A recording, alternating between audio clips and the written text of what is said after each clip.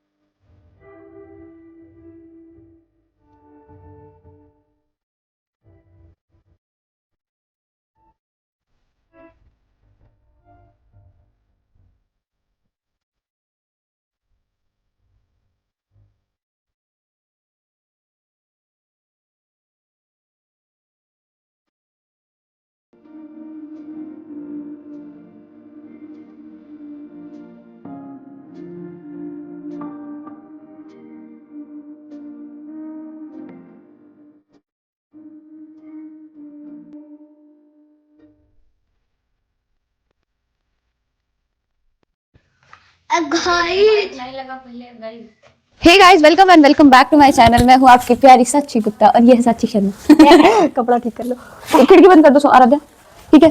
तो गाइस आज के ब्लॉग में हम बहुत ही स्पेशल बात करने जा रहे हैं। दूर मत ले जाया करो फोन यार, ताकि नेटवर्क ना छोड़े, आवाज बीच बीच में कट जाती है। तो हे गाइस, मैं आपको बहुत बड़ी स्टोरी सुनाने जा रही हूँ जो आज घटना मेरे क्लास में घटित हुई है, उसी के ऊपर कुछ बताने हूँ। क्या कर रही हो? चलो जल्दी ऊपर चलो। तो चलिए ऊपर ही बता देते आपको।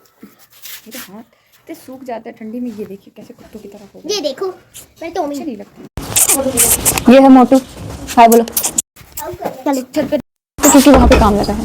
चलो मंदिर पे नहीं। तो गाइस हम लोग छत पे आ गए हैं और आज थोड़ा कम ठंडी है और धूप भी है अभी। हाँ क्या हुआ बोलो।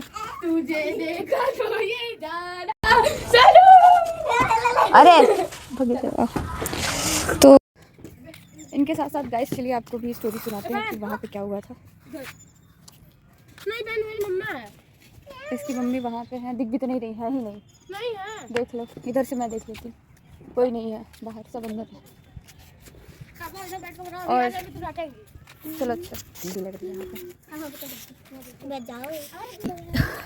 इन लोगों के साथ साथ मैं आपको एक स्टोरी सुनाती हूँ जो आज मेरे लास्ट पेपर में हुआ। बहुत अजीब और बहुत बुरी चीज़। तो मैं आपको बताती हूँ कि क्या हुआ वहाँ पे। साची सुन रही हो ना? ठीक है। तो गाइज आज मैं जब कॉलेज गई तो काफ़ी लेट हो रहा था और आज लास्ट एग्ज़ाम था। तो फिर वहाँ पे क्या हुआ कि फ़ोन वगैरह जमा होने की कोई व्यवस्था नहीं है, वो लोग पहले ही बताए थे। तो फ़ोन वापस हो गया था, तो फ़ोन तो चलाया घर पे, भैया लेके चले आए। और जब मैं गई तो वहाँ पे कोई लड़का गाड़ी खड़ा कर रहा था। तो वो 8-10 मुस्लिम दोस्त थे वहाँ पे जो कि मना कर रहे थे कि हमारा एरिया है, यहाँ पे हम खड़ी करेंगे, बाकी तुम नहीं खड़ी करोगे। जबकि किसी का एरिया नहीं था, किसी के बाप का नहीं था और वो कॉलेज का एरिया था कि आप वहाँ पे पार्किंग एरिया था, तो वहाँ पे आप पार्क कर सकते हो अपनी गाड़ी। तो वो लड़के जो है ना, वो उस लड़के को बोले तुम यहाँ गाड़ी नहीं खड़ा कर सकते। तो वो लड़का बोला क्यों, ये किसी के बाप का जगह नहीं है, यहाँ पे हम लोग तुम लोग कोई भी खड़ा कर सकता है। इतने पे वो लोग 8-10 लोग थे जो मुस्लिम थे और लड़का हिंदू था, सिर्फ एक ही था। तो भाई वो लोग उसको मारने के लिए दौड़ाए और पहले वहाँ मारे जहाँ पे गाड़ी खड़ी होती है। उसके बाद फिर वो उतने पे मतलब शांत नहीं हुए। उसके बाद आए कॉलेज में, कॉलेज के अंदर मारपीट करने लगे उसके साथ। वो पता इतना मोटा सा लाठी की तरह कुछ लिया था और वो लेके आया मारने के लिए। तो भाई मैं पहली बात तो ये बता दूं कि उसमें से एक मुस्लिम था, मुझे कंफर्म पता है क्योंकि वो मेरे साथ कोचिंग पढ़ता है था क्लास 9-10 में और मुझे प्रपोज भी किया था। मैंने उसको मना भी कर दिया था, मैंने बोला था भाई कि देखो नहीं हो सकता, बहुत कुत्ता और कमीना लड़का है मेरी नज़र में, भाग्य वो कैसा है वो कैसा नहीं मुझे नहीं पता। लेकिन मैं किसी हिंदू मुस्लिम वगैरह की बात नहीं कर रही, लेकिन मुझे पर्सनली हिंदू लड़की होने की वजह से मुझे मुस्लिम्स पे भाई भरोसा कुछ नहीं है। तो बहुत सारी चीज़ें थी कि नहीं हुआ हम लोगों का कुछ। और जब मैंने उसको मना कर दिया तो जब भी मैं कोचिंग जाती तो वो मुझे धंधे वाली, ये वाली, वो वाली। इस बीच उसी टाइम जब मैं 9th क्लास में पढ़ती थी, अभी तो मैं BA के 2nd ईयर में हूँ और 2nd ईयर का 3rd सेमेस्टर है। तो मैं बताती हूँ कि फिर क्या हुआ वहाँ पे।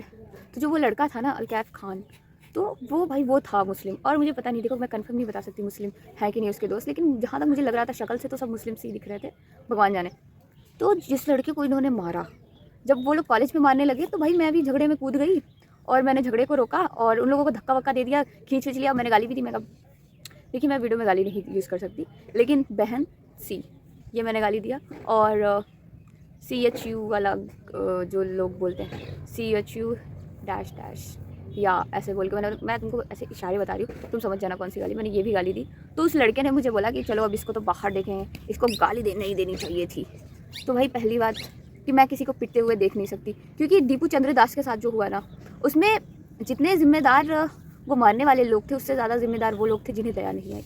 दूर से खड़े होकर देख रहे हैं कि कोई पिट रहा है, ये देखना भी धर्म नहीं है। अगर ठीक है उन लोगों की देखो पहली बात तो मारपीट बराबर की होती है। जैसे मान लो साक्षी सौम्या लड़ी है तो ये एक लड़ी है, और अगर इसी जगह साक्षी और सौम्या आराध्या मतलब कि मान लो तीनों, मान लो साक्षी और सौम्या की लड़ाई हुई, आराध्या उसके साथ है, मैं भी साक्षी के साथ हूँ, तो सौम्या के साथ कोई नहीं है तो ये बराबर की लड़ाई नहीं होती। अगर वो लड़का अकेले था और ये लोग 8-10 लोग थे तो इन लोगों की बराबर की लड़ाई नहीं थी। हाँ उसके भी 8-10 लोग होते, तुम्हारे भी होते, तब तुम लड़ो चाहे मरो चाहे कटो, मुझे क्या। लेकिन जो मेरे सामने हुआ एक अकेला इंसान जो पिट रहा था, मैंने उसको बचाने की कोशिश की। मुझे पता है भाई ये लोग मुझे बहुत गालियाँ बक रहे होंगे, बहुत कुछ दे रहे होंगे, जो भी होगा। मैं छुट्टी के टाइम डर भी रही थी कि कहीं कुछ हो ना, मैं अकेली हूँ। और सबसे बड़ी चीज़ वहाँ पे 100 से भी ज़्यादा लड़कियाँ थी, लेकिन किसी ने उस लड़के की मदद नहीं की। सिर्फ मैंने उंगली उठाई, सिर्फ मैंने आवाज़ उठाई। मुझे अपने आप पे गर्व है कि मैंने आवाज़ उठाई, उंगली उठाई। कुछ लोग मुझे ये भी कह रहे थे कि तुम बहुत ब्रेव हो, बहुत ये वो, लेकिन मुझे भाई शर्म आ रही थी, क्योंकि ये लोग भाई जो मुझे ब्रेव कह रहे थे उस टाइम तो वो कोई मतलब कोई भी उसको बचाने को नहीं आया ना। मैंने मदद भी मांगी, मैंने कहा यार कोई मतलब चलो यार तुम लोग देख रही हो, मैं एकदम चीख के बोलने लगी कि तुम्हारे सामने लड़ाई हो रही है, तुम देख रही हो। मैं भाई अपना जो भी ली थी पैड वगैरह और पेन वगैरह का जो पाउच वाउच ली थी, मैंने किसी को थमाया। एक लड़की थी, मैं उसको पहचानती भी नहीं थी, मैंने उसको थमाया, मैंने झगड़े को सुलझाया। लेकिन वहाँ कोई बोला क्यों नहीं? मुझे सबसे बड़ी चीज़ ये लग रही थी, वो डर 100 लड़कियाँ 8-10 लड़कों से डर गई कि भाई ये लोग तो मुझे मार देंगे। मतलब तुम एक की जान नहीं बचा सकती। मुझे तो भाई जब से दीपू चंद्र दास के साथ वो चीज़ हुई है ना, मेरे सामने देखो वैसे कभी कोई इतना ज़्यादा पिटा नहीं है। जब कोई पिटने लगता है तो मैं भाई उस बीच में ज़रूर बोलती हूँ, और मुझे वो चीज़ बुरी लगती है इसलिए मैं बीच में बोलती हूँ। तो मैंने बोला आप प्लीज़ कमेंट्स में बताना मैंने गलत किया या सही किया। और साक्षी आराध्या लोगों को भी मैंने अभी वीडियो के थ्रू बता दिया, ये लोग भी हैं साथ में। तो अगर तुम लोगों के सामने कोई मार खाए और तुम्हारी गैंग ज़्यादा है तो तुम्हें बोलना पड़ेगा, ठीक है? कभी किसी से हार मत मानो, डरो मत। मैं भाई उन लड़कियों में से नहीं हूँ जो कि एटीट्यूड में फैशन करके अपने आप को हीरोइन समझती। मुझे भाई हीरोइन वीरोइन कुछ नहीं बनना। बस मेरे सामने भाई कोई पिट रहा है, कोई मार खा रहा है, किसी के साथ गलत हो रहा है, मैं वो चीज़ नहीं देख पाऊँगी, मैं वो फेस ही नहीं कर पाऊँगी। बाकी आपको वीडियो अच्छी लगी, मेरा ब्लॉग्स अच्छे लगे हो तो प्लीज़ लाइक सब्सक्राइब कर देना। और आज का दिन बहुत ही घटिया था, क्योंकि मेरी वजह से तो नहीं, लेकिन मेरे सामने कोई पिटा, मैंने उसको थोड़ा ही मैं उसको थोड़ा ही बचा पाई, क्योंकि उसके पूरे हाथ में ना यहाँ से यहाँ तक पूरा खून निकल रहा था। बहुत भाई उसको देख के मुझे तकलीफ हो रही थी कि उसको इतना बुरा मारे हैं वो लोग। भाई तुम लोगों को अगर शर्म हो, अगर ऐसे लोगों के पास मेरी वीडियो चली जाए, ये लोग जिनसे मेरी लड़ाई हुई है, तो मैं चाहूँगी कि अगर तुम्हें बराबर की लड़ाई करनी है तो तुम 10 वो 10, नहीं तो तुम 10 तो वो 8 तो होना चाहिए, तब लड़ो। किसी एक इंसान के ऊपर यार तुम ऐसे चढ़ जा रहे हो बेवजह, मुझे ये चीज़ गलत लगी। अगर वो गलत लड़का होता तो उसका गैंग होता वहाँ पे, उसके दोस्त होते, लेकिन उसके दोस्त वगैरह कोई नहीं था। तो इसका मतलब यही है ना कि वो अकेला था, इसी वजह से उन लोगों ने मार लिया उसको। फिलहाल आपको वीडियो अच्छी लगी तो प्लीज़ लाइक सब्सक्राइब करें और मुझे सपोर्ट करें, और मुझे कमेंट्स में बताएं कि मैंने गलत किया या सही किया।